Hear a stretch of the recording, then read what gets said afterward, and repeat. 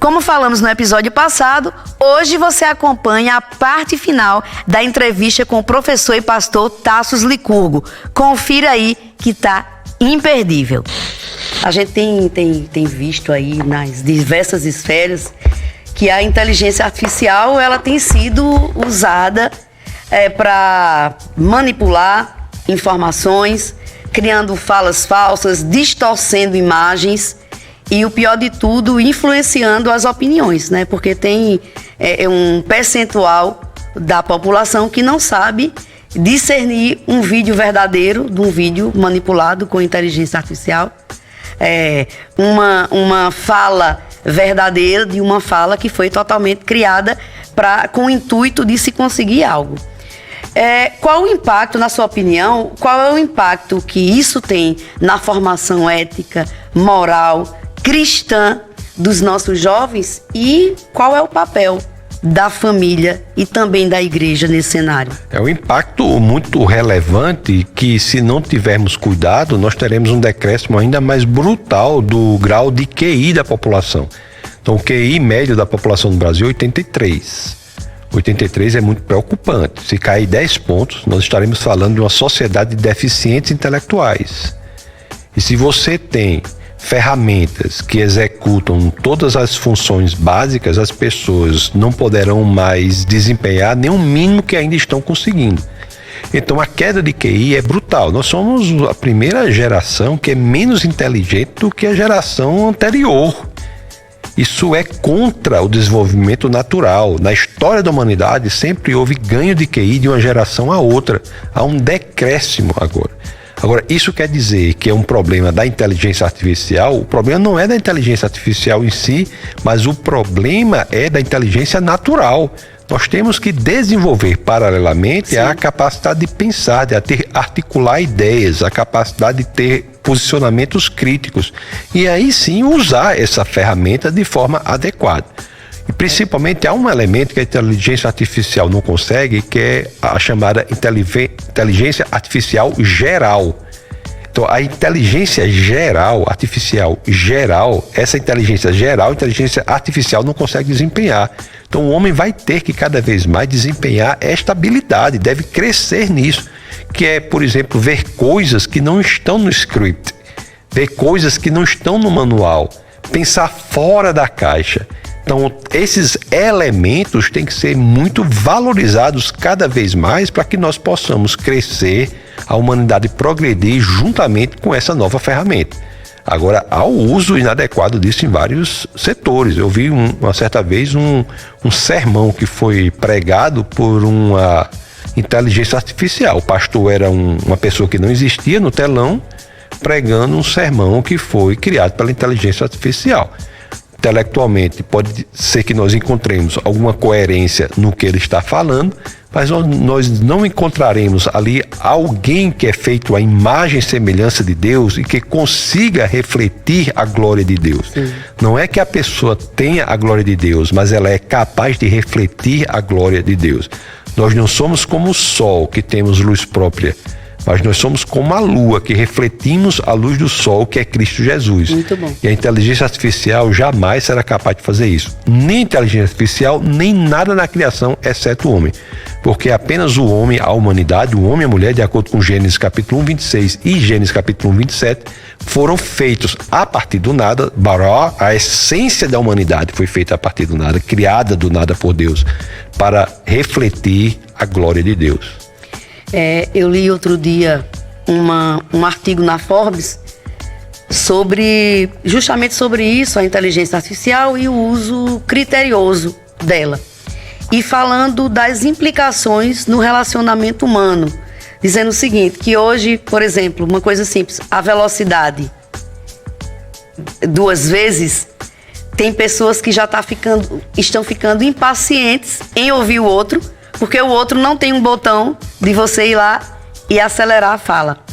Muitas vezes a resposta é imediata, em fração de segundos. Me dê só um parênteses para complementar. Sim. Tem um amigo meu que sabe que o outro vai ouvir na velocidade 2 vezes e ele manda mensagem assim: olá, professora G. tudo bem. Ele escreve lento. Ele fala desse jeito, porque quando você botar 2 vezes, aí a voz sai normal, sabe? Justamente. Então o artigo fala sobre isso, né? O cuidado, o quanto isso pode fragilizar os relacionamentos. Uma vez que eu posso fazer uma pergunta a você e você levar um tempo para construir a resposta, e eu posso clicar numa ferramenta dessa e em fração de segundos eu tenho o texto, eu tenho a resposta. Então, como é que você vê? Será que de fato nós estamos caminhando para a falência dos relacionamentos? Ontem mesmo eu estava em São Paulo, participei de um debate lá, num podcast bem conhecido chamado Inteligência Limitada. Sim. Com um rabino. O Rabino Dudu. O Rabino Dudu, o argumento do Rabino Dudu que trouxe ao debate foi o de que nós não precisaríamos estar debatendo aquilo lá. Porque o tema do debate era escrituras bíblicas e teologia cristã. E ele, com todas as letras, dizia, nós não temos que debater isso aqui. Se algum telespectador tiver alguma dúvida, entra aí no chat GPT.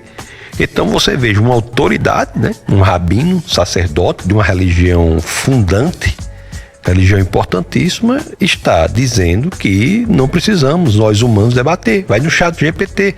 Não é este o posicionamento do judaísmo como um todo, imagino eu. Sim.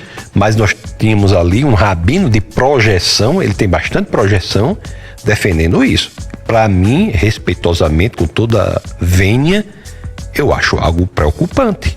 Sim. Porque não é assim que se vê a palavra do Senhor, não é assim que se vê a verdade, não é assim que se vislumbra a revelação de Deus, não é assim que se vive a experiência da existência. O problema do chat GPT, da inteligência artificial, não. O problema é que nós criamos uma faca e a faca pode servir para o homicídio de alguém? Não. O problema é que existem revólveres? Não. O problema é o que se faz com isso.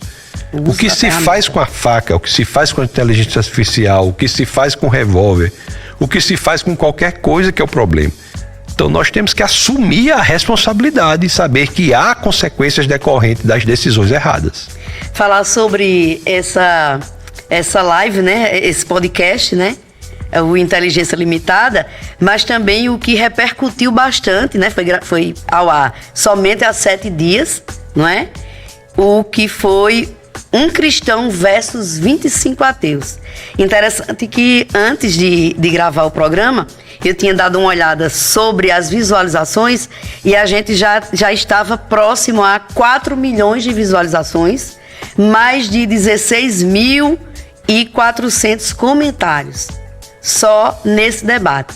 Eu gostaria de saber como é que o senhor se preparou para enfrentar esse tipo, como é que se prepara, né, para esse tipo de debate e quais são os principais desafios para manter um diálogo respeitoso, né, para manter um diálogo produtivo diante de tantas opiniões divergentes e até sem fundamento, né? Pelo que a gente assiste e percebe, assim, nota-se o tempo inteiro que o senhor está ali de forma respeitosa, fazendo com que as coisas caminhem e trazendo respostas até para perguntas que o outro não soube nem como ele gostaria de descobrir aquilo ali.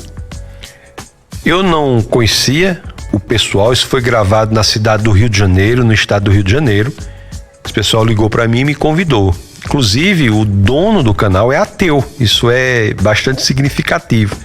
Ele ligou para mim e perguntou, olha, nós estamos montando aqui um programa, um evento, um show, que serão 25 ateus debatendo com um cristão, e nós estamos convidando o senhor para ser o cristão que irá debater com os 25 ateus. No momento eu disse, olha, aceito, será uma grande alegria, eu só peço que o senhor traga pessoas preparadas, ateus preparados, para que nós tenhamos, de fato, a possibilidade de colocar os argumentos sobre a mesa. Traga pessoas que tenham um estudo na área, mas aí ele me disse, não, haverá pessoas de todos os tipos. E eu fui ao Rio de Janeiro para gravar, fui num dia, Gravei no outro e no outro dia mesmo voltei. Foi o chamado bate e volta, né? Sim. Fui ao Rio de Janeiro só para isso. E depois foi publicado e tem essa projeção toda pelo simples fato de que as pessoas ficam impressionadas como a verdade, ela resiste aos ataques. A minha vantagem lá, mesmo que contra 25 ateus ou qualquer quantidade que fosse, é que eu estava do lado da verdade. Sim. Então a verdade, ela se sobrepõe a tudo isso. Não tive um preparo especial, são assuntos que eu penso normalmente, nenhum tipo de preparo especial, a não ser o fato de pedir a Deus que aquilo tocasse o coração das pessoas. E de fato, ao final... Para mim era que se controlasse em alguns momentos. Mas acontece que, veja bem, a primeira epístola de Pedro, no capítulo 3, no verso 15, diz que você deve estar preparado. Primeiro diz assim, na realidade: santifique o Senhor o seu coração, esteja sempre preparado para apresentar todo aquele que vos pedir a razão da esperança que é em vós. Então, há um mandamento bíblico para que estejamos preparados para saber e dizer a razão da nossa fé. Até porque não são cristãos, né? Eles não são cristãos. Então tem que olhar com amor e tentar... Amor. Isso. E o verso subsequente, a 1 de Pedro 3,16, diz: mas faça isso com moderação, com respeito, com equilíbrio. Então, as escrituras já dizem isso. É o cumprimento. Você tem que cumprir as escrituras, fazer com moderação, respeito e equilíbrio. Você saber ali que se houver ataque ali, não é contra você. Sim. Você está entendendo? E se é contra você, não é exatamente você que vai se defender. Você quer que eu diga uma coisa bastante interessante sobre isso? O apóstolo Paulo, ele nunca viu Cristo enquanto Cristo estava vivo. Concorda comigo? Uhum. Ele não perseguia Cristo. Ele perseguia quem? Os cristãos. Os cristãos. O apóstolo Paulo aparece nas escrituras nos bastidores de uma cena de assassinato. Assassinato de Estevão. É ali que ele aparece nas escrituras.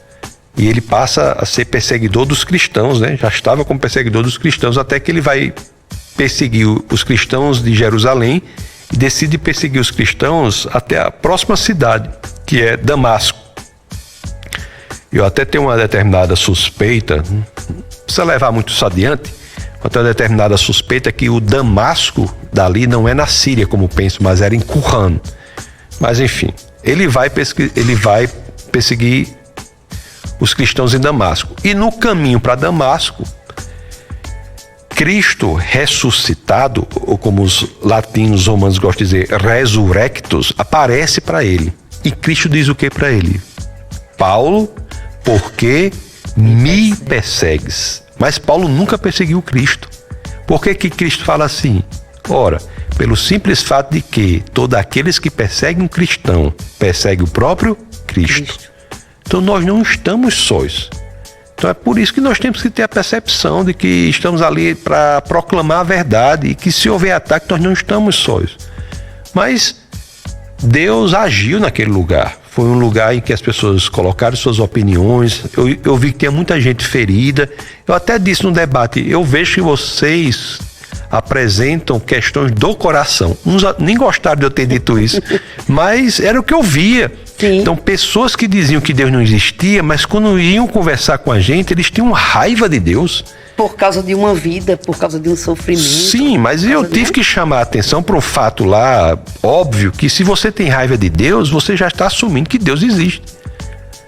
Você não tem raiva de quem você não conhece. Você não pode. Se você tem raiva de Deus, acredita. É porque Deus existe. Você pode ter raiva de quem existe, não vai ter raiva de quem não existe. Sim. Aí você tem que tratar isso.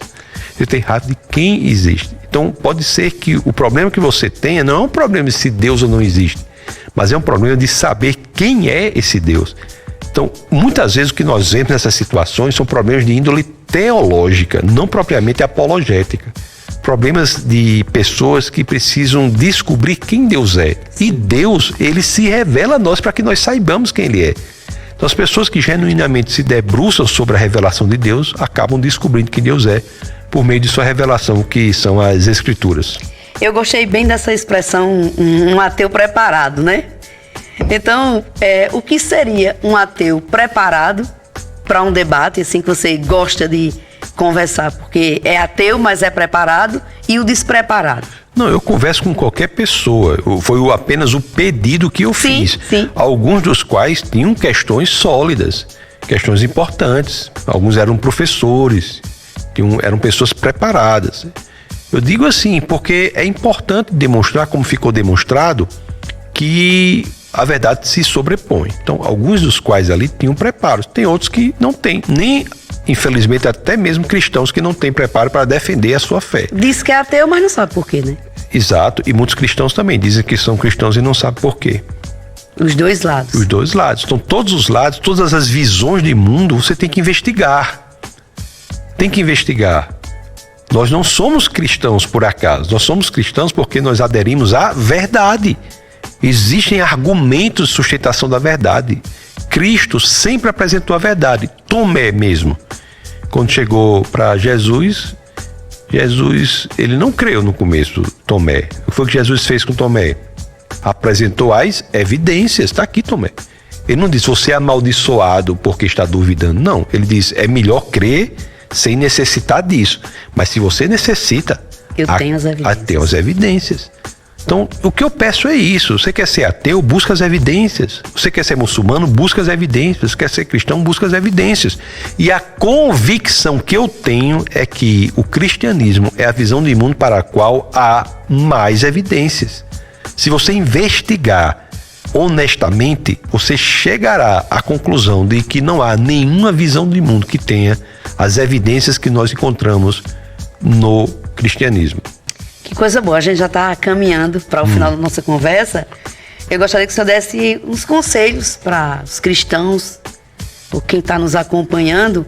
Como é que você pode dialogar com o ateu de forma construtiva e respeitosa? Primeiro, sabendo o porquê da sua crença, entendendo que até Deus respeita o livre-arbítrio, que o seu papel ali é apresentar o evangelho da melhor forma que você puder, que você não tem a obrigação de converter ninguém, que a conversão vem do Espírito Santo de Deus, mas o seu papel é um papel de meio, é um papel de fazer o seu melhor trabalho para apresentar a sua visão de mundo. Um dos debatedores lá tinha uma visão de mundo totalmente diferente. Ele achava que uma pessoa podia ser Deus. Eu digo, fica à vontade, agora você pode achar o que você quiser, agora não tem problema com isso. Mas o que eu chamo a atenção é que para sustentar essa visão de mundo, você tem que ter evidências. Eu tenho evidências para a fé cristã. E aqui estão as evidências. É mostrar respeitosamente. Às vezes perguntar, se interessar pelo que o outro está dizendo. O outro chega e diz assim, eu creio assim. Você pode perguntar, mas que interessante, se você achou interessante. Que interessante, mas me dê as evidências. Por que você crê assim? E a partir daí você consegue engajar num diálogo e demonstrar que o cristianismo é a experiência mais verdadeira que existe na face da terra, porque o cristianismo tem evidências. Muito bom. Para a gente encerrar, a gente sempre termina o programa com uma dica de leitura.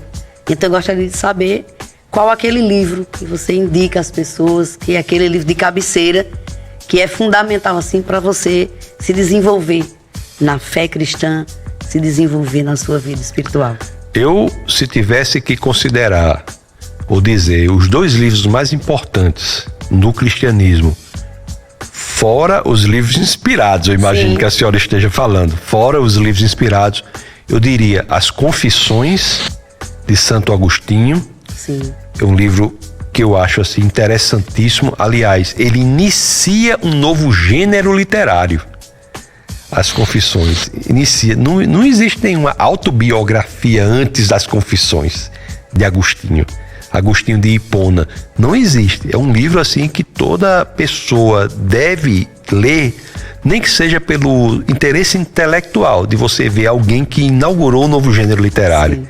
E um outro livro que para mim me foi extremamente relevante é chamado Mero Cristianismo, Mere Christianity, que em português é traduzido também como Cristianismo Puro e Simples, de C.S. Lewis. Então eu daria essas duas dicas de livros de clássicos que eu considero muito honestos, profundos e sinceros. E que, embora não chegue perto desses, eu peço a oportunidade de reiterar mais uma vez o meu novo livro, eu acho que é o 15º. Eu já ia dizer, onde é que pode encontrar? 15º ou 14º livro, se eu não me engano, se chama A Batalha pela Verdade, que eu abordo a questão da apologética cultural, que é a Igreja, Família, Resistência contra a Guerra Cultural. Você pode encontrar na Amazon. Se a senhora quiser, eu deixo o link direto com a senhora publica aí no vídeo. Sim, com certeza. Clica na descrição, clica aqui na descrição do vídeo, tem um link aí pro livro. Tassos, muito obrigada pela nossa conversa, viu? Foi muito rica, muito esclarecedora.